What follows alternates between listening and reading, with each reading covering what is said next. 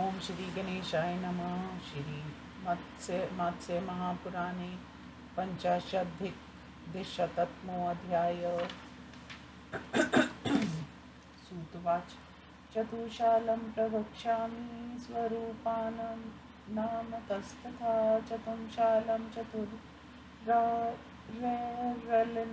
सर्वतोमुखं नामना तत्सर्वतो भद्रं शुभं देव नृपालये।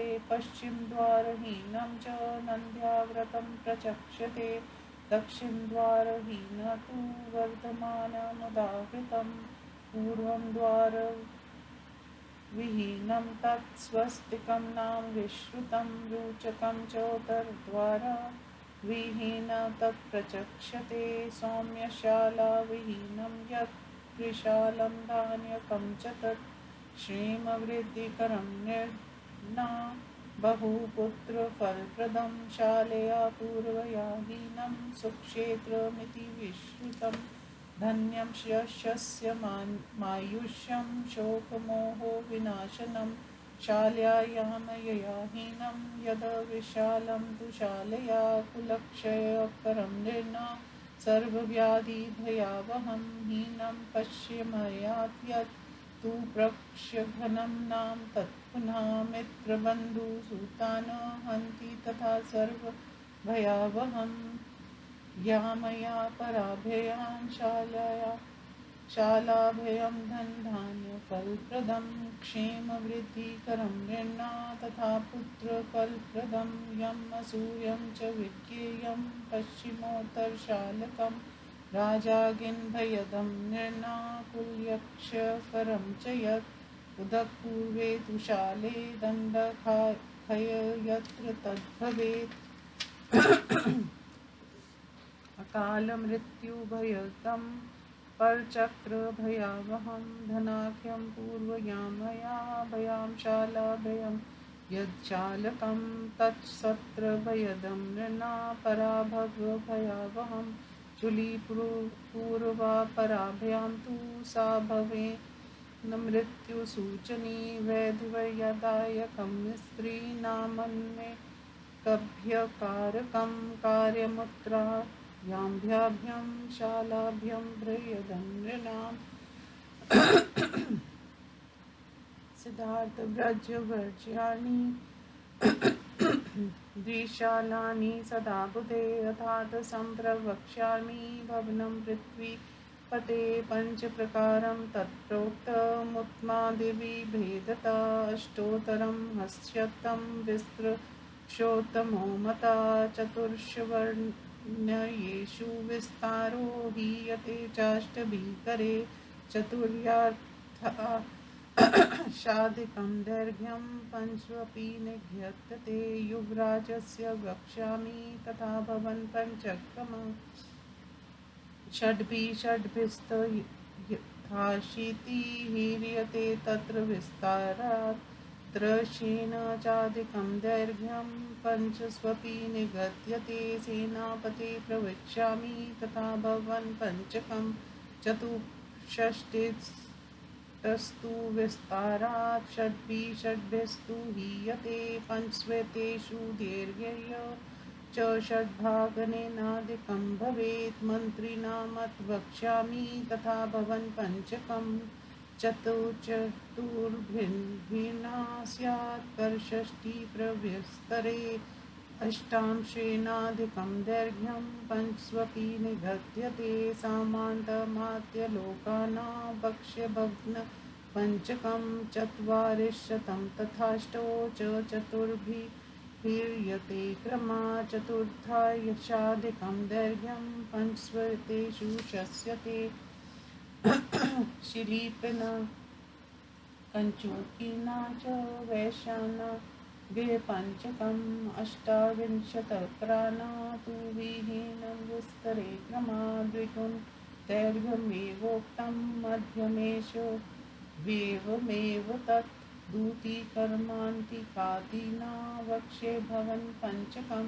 चतुर्थशाधिकं दैर्घ्यं विस्तारो द्वादशेव तु अर्धार्धकर्हाणि स्याद् विस्तारात् पञ्चश क्रमादेव्य देवज्ञ गुरुवैद्याना सभास्तार पुरोधस्मा सां तेषामपि प्रवक्ष्यामि तथा भवन् पञ्चकं चत्वारिशतं तु विस्तारात् चतुर्भिर्भीर्यते क्रमात् पञ्चस्वेतेषु दैर्घ्यं च षड्भागनेदनादिकं भवेत् चतुर्वर्णस्य वक्ष्यामि सामान्यं ग्रहपञ्चकं द्वादशत्रिशतं तु चतुर्भिर्भीर्यते क्रमात् आषोडशाद्यति परं नूनमन्तया वसायनां दशांशेनाष्टभागेन त्रिभागेनात्पादिकम् अधिकं दैर्घ्यमित्याहुर्ब्रह्माणादे प्रशस्यते सेनापतिनृत्यस्यापि ग्रहयोनतरेण तु नृपवासगृहं कार्यं भण्डारगृहं तथैव च सेनापतिगृहस्यापि चातुर्वर्णस्य चान्तरे वासाय च गृहं कार्य राजपूजेषु सर्वदान्त्राप्रभावना च स्वपितुर्गृहमिष्यते तथा हस्तशतादर्धं गदितं वनवासी नाम सेनाप्रत्ययनृप्यस्यापि सप्तत्या सहितिन्विते चतुर्दशते व्यासे शालान्यासप्रकीर्तिता पञ्चत्रिंशान्वितं तस्मिन् नलिन्दं समुदाहृता तथा षष्ठविंशदस्ता तु सप्तागुं समन्विता विप्रस्य महती शाला न दैर्घ्यपरतो भवेत् दशा गुलाधिका तत्त्वक्षत्रस्य विधीयते पञ्चत्रिंशत्करा वैश्याङ्गुलानि त्रयोदश तावत्करैव शूद्रस्य युता पञ्चदशाङ्गुले शलायास्तु त्रिभागेन यस्याग्रे विधिका भवेत् शोषनीशं नाम तदास्तु पञ्चाच्छेत्श्रेयोच्छ्रियं भवेत् पार्श्वयोर्विधिका यत् सावश्रभं तदुच्यते समन्ताद्विधिका यत्र सुसिद्धं तदि भोज्यते शुभदं सर्वमेतत् स्याच्चातुर्वर्णे चतुर्विधं विस्तरात् षोडशो भागस्तथा हस्तचतुष्टयं परत्मो भूमिकोच्छ्रयाय उपृष्टात् गृह्यते द्वादशांशेन सर्वासु भूमिकासु तथोच्छ्रयपकेष्टा भवेद् भित्तिः षोडशांशेन विस्तरात् दारुवैरपि कल्प्या स्यात् तथा मया भित्तिका गर्भमानेन मानं तु सर्ववास्तुषु शस्यते गृहव्यया सस्य पञ्चाशदष्टादशभिरङ्गुले संयुतो द्वारविष्कम्भो द्विगुंशोचस्यो भवेत् द्वारशाखासु बाहुल्य मुच्छ्राय करसंमिते अङ्गुले सर्ववास्तुना शस्यते पृथ्वं बुधे उदुम्बरोत्तमं च तद्धार्धप्रविस्तरात् इति श्रीमद्से महापुराणे वास्तुविद्यासु गृहमाननिर्णयो नाम चतुर्पञ्चाशदधिकद्विशततमोऽध्याय। हिंदी अनुवाद। सूची कहते हैं ऋषियों में चतुर्शाल विशाल दुशाल आदि भवनों के स्वरूप उनके विशिष्ट नामों के साथ बतला रहा हूँ। जो चतुर्शाल चारों ओर भवन द्वारा तथा भ्रांतों से युक्त हो से सर्वतोभद्र कहा जाता है। वह देव मंदिर तथा राजभवन के लिए मंगल कारक होता है। वह चतुर्शाल यदि पश्चिम द्वार से हीन हो तो नंद्यावरत, दक्षिण द्वार से हीन हो तो वर्धमान, पूर्व द्वार से रहित हो तो स्वास्तिक, उद्धार से विहीन हो तो रोचक कहा जाता है। अब त्रिशाल भवनों के भेद बतलाते हैं। उत्तर दिशा के शाला से रहित जो त्रिशाल भवन होते हैं उससे धान्या कहते हैं। वह मनुष्यों के लिए कल्याण एवं वृद्धि करने वाले तथा अनेक पुत्र रूप फल देने वाले होता है। पूर्व की शाल से विहीन त्रिशाल भवन के सुक्षेत्र कहते हैं। वह धन, यश और आयु प्रदान करने वाले तथा शोक मोह का विनाशक होता है। जो दक्षिण की शाला से विहीन होता है उसे विशाल कहते हैं। वह मनुष्यों के कुल का क्षय करने वाला तथा सब प्रकार की व्याधि और भय देने वाला होता है। जो पश्चिम शाला से हीन होता है उसका नाम पक्षघन है। वे मित्र, बंधु और पुत्रों का विनाशक तथा सब प्रकार का भय उत्पन्न करने वाला होता है। दिशालों के भेद कहते हैं। दक्षिण एवं पश्चिम दो शालाओं से युक्त भवन को धन्य धान्यप्रद कहते हैं। वह मनुष्यों के लिए कल्याण का वर्धक तथा पुत्रप्रद कहा गया। पश्चिम और उत्तर शाला वाले भवनों को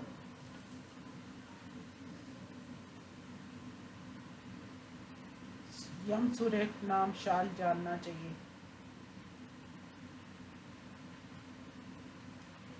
वह मनुष्यों के लिए राजा और अग्नि से भयदायक और कुल का विनाशक होता है। जिस भवन में केवल पूर्व और उत्तर की दो शालाएं हों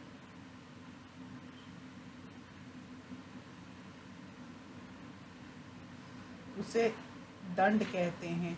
वह अकाल, मृत्यु तथा शत्रु पक्ष से भय उत्पन्न करने वाला होता है। जो पूर्व और दक्षिण की शलाओं से युक्त विशाल भवन हो उसे धन कहते हैं। वह मनुष्यों के लिए शस्त्र तथा पराजय का भय उत्पन्न करने वाला होता है। इस प्रकार केवल पूर्व तथा पश्चिम की ओर बना हुआ चुल्ली नामक विशाल भवन मृत्यु सूचक है। वह स्त्रियों को विधवा करने वाला तथा अनेकों प्रकार का भय उत्पन्न करने वाला होता है। केवल उत्तर एवं दक्षिण की शलाओं से युक्त विशाल भवन मनुष्यों के लिए भयदायक होता है। ऐसे भवनों को नहीं बनवाना चाहिए। बुद्धिमानों को सदा सिद्धार्थ और ब्रज से भिन्न विशाल भवन बनवाना चाहिए। अपने राजभवन के विषय में वर्णन कर रहा हूँ। वह उत्तम आदि भेद से 5 प्रकार का कहा गया। 108 हाथ के विस्तार वाला राजभवन उत्तम माना गया। अन्य 4 प्रकार के भवनों में विस्तार क्रमशः 8-8 हाथ काम हो जाता है, किंतु 5 प्रकार के भवनों में लंबाई विस्तार के चतुर्यार्ष से अधिक होती है। अब मैं युवराज के 5 प्रकार के भवनों का वर्णन कर रहा हूँ। उसमें उत्तम भवन की चौड़ाई 80 हाथ की होती है। अन्य चार की चौड़ाई क्रमशः 6-6 हाथ क्रम हो जाती है। 5 भवनों की लंबाई चौड़ाई से 1/3 अधिक कही गई है। इस प्रकार अब मैं सेनापति के 5 प्रकार के भवनों का वर्णन कर रहा हूँ। उसके उत्तम भवन की चौड़ाई 64 हाथ की मानी गई है। अन्य 4 भवनों की चौड़ाई क्रमशः 6-6 हाथ कम हो जाती है। इन 5 की लंबाई चौड़ाई के षष्ठांश से अधिक होनी चाहिए। अब मैं मंत्रियों के भी 5 प्रकार के भवन बतला रहा हूँ। उनमें उत्तम भवन का विस्तार 60 हाथ होता है और अन्य 4 क्रमशः 4-4 हाथ कम चौड़े होते हैं। इन 5 की लंबाई चौड़ाई के अष्टांश से अधिक कही गई है। अब मैं सामंत, छोटे राजा और अमात्य, छोटे मंत्री लोगों के 5 प्रकार के भवनों को बतलाता हूँ। उनमें उत्तम भवन की चौड़ाई 48 हाथ की होनी चाहिए तथा अन्य 4 की चौड़ाई क्रमशः 4-4 हाथ कम कही गई है। इन 5 भवनों की लंबाई चौड़ाई की अपेक्षा सवाई अधिक कही गई है। अब शिल्प, कारकन, चुकी और वैश्यों के 5 प्रकार के भवनों को सुनिए। इन सभी भवनों की चौड़ाई 28 हाथ की कही गई है। अन्य 4 भवनों की चौड़ाई में क्रमशः 2-2 हाथ की न्यूनता होती है। लंबाई चौड़ाई से दुगनी कही गई। अब मैं द्वितीय कर्म करने वालों तथा परिवार के अन्य लोगों के 5 प्रकार के भवनों को बतला रहा हूँ। उनकी चौड़ाई 12 हाथ की तथा लंबाई उससे सबाया अधिक होती है। शेष 4 ग्रहों की चौड़ाई क्रमशः आधा हाथ न्यून होती है।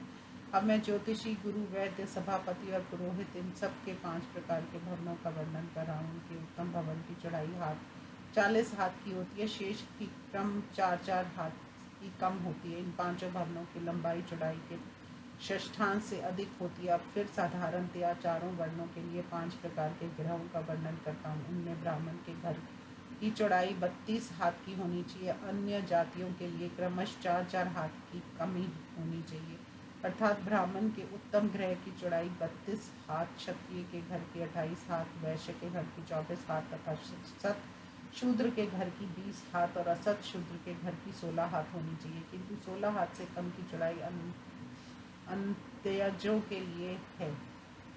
ब्राह्मणों के घर की चौड़ाई से दशांश, क्षत्रिय के घर की अष्टमांश, वैश्य के घर की तिहाई और शूद्र के घर की चौथाई भाग अधिक होनी चाहिए। यही विधि श्रेष्ठ मानी गई है। सेनापति और राजस्व के ग्रहों के बीच में राजा के रहने का ग्रह बनाना चाहिए। उसे स्थान पर भंडागार भी रहना चाहिए। सेनापति के तथा 4 वर्णों के ग्रहों के मध्य भाग में सर्वदा राजा के पूज्य लोगों के निवास ग्रह बनवाना चाहिए। उसके अतिरिक्त विभिन्न जातियों के लिए एवं वनेचरों के लिए शयन करने का घर 50 हाथ का बनवाना चाहिए। सेनापति और राजा के ग्रह के परिणाम में 70 का योग करके 14 का भाग देने पर व्यास में शलास का न्यास कहा गया है। उसमें 35 हाथ पर बरामदे का स्थान कहा गया। 36 हाथ 7 अंगुल लंबी ब्राह्मण की बड़ी शला होनी चाहिए। उसी प्रकार अंगुल अधिक क्षेत्रीय की शला होनी चाहिए।